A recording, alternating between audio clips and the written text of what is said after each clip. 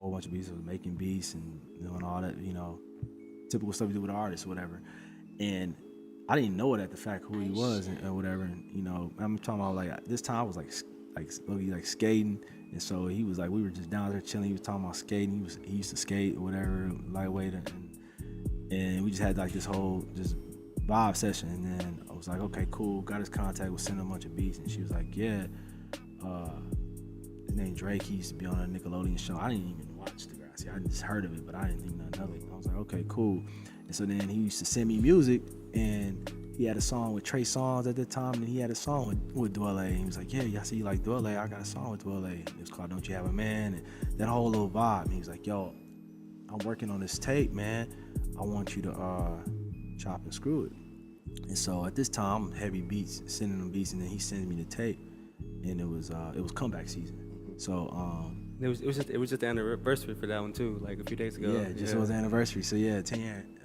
So he was working on comeback season, and he got a song called Underdog on there with him and Trey Songz, and he's like, shout out to Mr. Rogers, you supposed to chop and screw it or whatever. So ended up I chopped and screwed it, and I never sent it to him.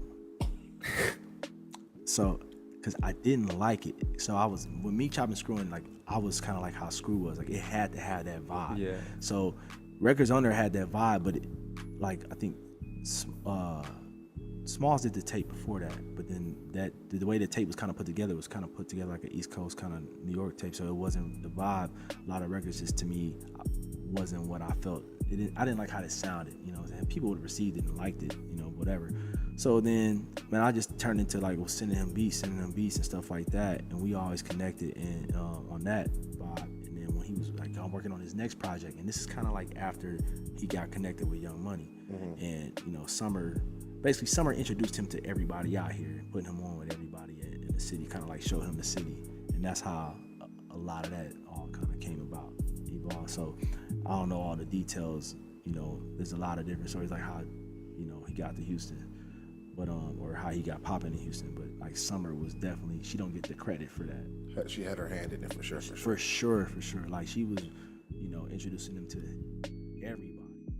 I think I haven't really worn a lot of it on my sleeve, it's Beyonce's birthday. I'm owed a plaque for Checkup on it because I recorded Slim on Checkup on it. I engineered that record.